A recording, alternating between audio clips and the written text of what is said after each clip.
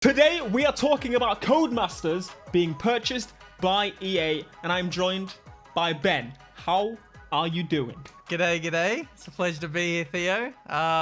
Yeah, big day. EA have bought out Codemasters, so as you can imagine, there's a lot of talking points which we're going to get into. Yes, so we thought it would be a good idea to have a two-way discussion about it, because I don't really want to touch too much into F1 without really knowing about what I'm talking about.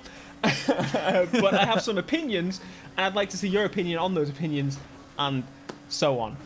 So, starting off, basically, Take Two were gonna buy Codemasters, and that was gonna be pretty huge. People were worried, people were excited, bit of both, and it turns out EA was plotting all along to go, you know what? No, we'll have some of that. So, first things first. Would you say, at the beginning of this, you're more nervous or excited? Kind of excited. I see it as a positive. The fact that these two major corporations want to buy out Codemasters, it kind of shows that they're doing something right. So, it's no secret that Codemasters is one of the smaller, more independent studios out there. One of the last remaining. And they've done a really good job with the resources that they've had. So I see this from a positive side, that they'll hopefully get more resources and still have the creative control to make the decisions and do what it is that they want to do, but with potentially more microtransactions sprinkled in there, probably. Yeah, it's gonna be a thing. Like F1, it has a EA probably sees the gaping hole that they could fill with microtransactions and their like ultimate team and all that stuff. So in terms of like overall, just to go on kind of lightly on all of it, I think it has, again, positives and negatives in a lot of areas, but I think the big positive is EA has money. EA has lots of money, and the resources combined, I think overall we could get a better game overall in pretty much all the Codies, and I'll talk about Need for Speed in a minute, because that's a pretty important one. So with Need for Speed, so just to kind of track back and link this in, a while ago, we found out that Ghost got closed by EA. And the reason they said they closed them is because they were looking for talent in that area and struggling to find it in Sweden. So then, fast forward to now, they've closed Ghost. Yeah, you can see where this is going. They've closed Ghost, and they're now still struggling to find talent in the UK. And then they buy Codemasters. So, do you think one of the main reasons that they bought them is to steal talent for Need for Speed? Well, now that you pitch it like that, that sounds very ominous. I didn't know that there was a lack of UK talent for Ghost. I mean, they're from Sweden, sorry, so that makes sense. They were struggling to find it, and that was the reason that they got closed in the end. They said that they were just struggling. They've been hiring for 3, 4, 5 years, and they struggled to find people out there. And a lot of people came originally from Criterion, from the UK. So those people are now back in the UK after a long trip, and a lot of those people are now gone. The job roles that people that want to stay in Sweden, or they've gone to work on Battlefield or Battlefront or something like that. So are they gonna pick and choose between these Codemasters employees now? Because I know for a fact that the EA has been scouting out so many people, other people in the industry that work for other studios. I won't say who, but a lot of high up people. They've been offering them more money than their current jobs are, and I've seen it happen a lot recently, even with Microsoft on Forza as well. But I think that's probably a big factor in it. The question is, are they gonna pull away some of the games that they were making, or as in pull them out of those games, or are they just I don't know. There's a lot of questions. I think they could well mix and match. There is an abundance of talent in the Codemasters fold, because not only do they have the F1 team, which is pretty huge now, they've expanded. They've essentially got 2 teams now working on the current game, and then they're working ahead to the next game. So they've got a lot of staff there. They also have the Dirt developers. Yep. Which I think based at Southam. So they've got 2 different locations, one at Southam, one in Birmingham, Birmingham is mainly F1 team. But Southam is made up of a little bit of F1, a little bit of Dirt, and a little bit of the Grid team. And some of the Slightly Mad Studios guys that they recently acquired as well. So Yes. from an F1 perspective, thinking selfishly, I hope that they pull from some of the other games, like the Slightly Mad lot, because that kind of makes sense, because they have been working on more arcade titles in the Grid kind of thing. F1, they've got kind of specialists, more sim handling kind of people. They've got some really, really good talent, like David Greco and stuff. So hopefully they don't pull from them. But they've got a lot there. So it's every possibility that they could grab one or two people here or there. Yeah. So, I mean, ultimately, they're all the plan is EA wants to. They say they want to make a behemoth in terms of racing games. So, obviously, they're going to be able to pick and steal talent and kind of mix and mingle everywhere, because they're all making car games. There's different, if there's vehicle artists for one game, they can share the models between games. In terms of handling knowledge, they can share that between the games. Like, it's a pretty universal thing. Even though, even with some of the arcade games, they still use like a sim-based platform and then build upon that to make it a little bit more easy and like understanding. So we've got to hope that they don't kill off the games. I think, again, we'll jump into F1 a little bit, because I want to know your perspective on in terms of like, are they going to help F1 more being under EA? Are you worried about microtransactions? Are you excited for F1 Ultimate Team? I'm actually excited about this prospect. I see more positives than negatives. I don't know about Need for Speed, but F1 is lacking in terms of like online features and online support. Career mode is like the main focus of the F1 team. So hopefully EA can, I don't know, bring their like expertise in online platforms, in like servers and. So thing about that. Now, okay, Criterion we're not really sure where we are right now, but Criterion did make, in my opinion, the best like multiplayer for a racing game like I've ever experienced. And that's the most one in 2012. And I hate that game. And I hate the fact that I have to say, oh, the multiplayer is great, because I hate it. I hate that it exists. But I'm glad that the multiplayer side of it was done the way it was done, because I still think that's the best multiplayer in Need for Speed. So the idea was, if you didn't play it, you pretty much drive from event to event, and you get points if you turn up the event first. And then there was different categories of vehicles that they chose you to pick between, and there was not just races, it was like team races and like a couple of challenges, like Top Gear style challenges. So it was like really nicely structured, and you could drop in, drop out whenever you wanted.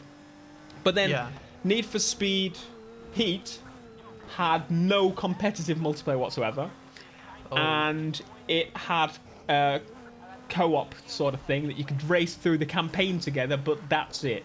That's that's all they had in terms of multiplayer. But they did have crossplay. That was a nice update. I did quite like that. That's something that I really want to see the F1 That would be amazing adopt, for F1, yeah. because the player base is quite low. So to be able to pool all those platforms together would be really sick. Well, what about like, do they monetize the online side of things, like with Need for Speed? Do you have to pay for customization options or like skins or whatever? No, so the only thing they did with Need for Speed is release one pack, actually two. One of them was like a all map unlocks thing, and then the other one was just the new car pack. That's what they did for that game. And then I think car pack, it was one car. We don't talk about that. And the reason is, remember the release of Need for Speed Rivals? They got pooed on, absolutely pooed on for the microtransactions in that game. And it wasn't really because of that game. It was because Battlefront came out at the same time, and the microtransactions in that game were horrendous. And so that kind of got roped in as EA bad sort of thing. And so they were like, oh, okay, we probably shouldn't do that. And then since then, they've not actually done it. It's the only game I know that the microtransactions are still in is FIFA, obviously, and like the sports games. With the packs and stuff. Yeah. So I think that's all kind of like been put to bed a little bit now, which is kind of nice. Yeah. So yeah, I think with F1 it could definitely help in terms of crossplay. Like that's the thing with me. I normally play on PlayStation because that's where most people generally are in most games. But I would like to switch to PC because like I want the 60 FPS all the time and all that sort of thing. Performance and everything is way better than console. And mods. And so it could extend how long, like how many videos I can make and that sort of thing. So yeah, I would hope that all those games will get like crossplay of some kind, because that would be nice, wouldn't it? Yeah, it certainly would be. It would actually encourage people to switch over to PC as well. Yeah. Because the problem that I have is PC is the best platform and it's really nice to play on single player, but like it has the way smallest like player base of any platform there is. It's like maybe a third, if that, of like PlayStation or Xbox. So yeah, like you said, for content creation, it's really hard for making open lobbies and stuff work. Exactly. Well. Yeah. No, that's hopefully going to be a solid one. But yeah. So one quick thing I wanted to touch back on. So you may remember, Slightly Mad Studios was acquired by Codemasters, and they released the two games, which was Project Cars 3 and the Fast and Furious Crossroads game. Now, my question is, I remember Ian Bell came out and was like, oh, it's going to be the Need for Speed killer. And to be fair, it was a nice thought. They could have definitely like taken down Need for Speed with the Fast and Furious title, but they didn't. And it makes me think, are EA now going to like make Fast and Furious games? And if so, please don't. Because like, there was the point of Need for Speed. Like, for those who don't know, they actually made the Shift games. Now, Shift 2 was actually the worst selling Need for Speed ever made. and I'm worried that they're going to make... okay, I'm not going to say I'm worried about it, because I don't think they'll do that. I think they'll keep it Project Cars. They won't call it Need for Speed because of how like low the sales were. Yeah, they learned their lesson. It wasn't a proper Need for Speed. No. It was a track-focused game. It was weird.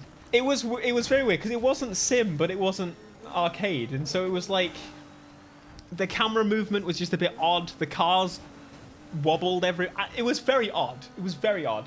But yeah, hopefully they keep those split, because they did mention Project Cars is going to be one of their like roster games. They didn't mention Fast and Furious, so I think that might have been like a one-off thing, or they looked at it and thought, no, it's probably not a good idea. No, definitely not. So yeah, there was a whole thing about how they like left and apparently took some things that they shouldn't have taken and all this stuff, but now they're back again, which is just odd. It's very odd indeed. Yeah, it'll be interesting to see like which direction they go in now that they've got this whole umbrella of racing games now. Maybe they'll make some kind of huge studio where it's very central. Yeah. And everyone can collaborate without having to take away from each individual developer, if that makes sense. Well, I think this whole remote working, like working from home thing, is probably going to help as well, because it's not just working from home, working from separate studios as well. It'll help with that. I think that the Halo game is probably going to end up being F1 now, because it's just like it's going to be a massive money maker for them either way. Like that's ultimately. Overall, I think other than them trying to take some staff members and stuff, they're very much looking to just take that F1 thing and put it under EA Sports. Like they were that's what the money's gone towards for sure. Yeah, I feel like they could make a lot of money from F1, but I still feel like the Halo franchise could still be Need for Speed. I feel like it's more accessible. It appeals to a wider audience. Because not only just racing fans, but like just car people. Yeah, exactly. And non-racing game people can pick up a Need for Speed game and play it and enjoy it, I feel like. Yeah. Whereas F1 is very niche.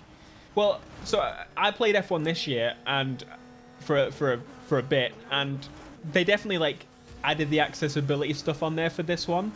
And I think EA could even help more so with that, to be honest, with like, because again, a lot of their games are made to be accessible, especially Need for Speed. It's like you jump in and you can not feel the best, but you can feel pretty good about your driving as soon as you get in. So I think that could help as well. But yeah, so there's obviously a bunch of other IPs and studios under Codemasters per se. One of those being the developer that made Drive Club, which has kind of been, I think they're all mixed all over the place now, but they've still made the last Dirt game, which is quite an enjoyable experience. But I will say, it doesn't seem to be lasting very long. That's my only thing with Dirt. What's your thoughts on that? I agree. I feel like a lot of the games recently don't have a long lifespan in terms of playability. I don't know what it is. Dirt 5 has a lot of features. Oh, yeah. Like the playground mode that they introduced. They've got their normal career mode and stuff.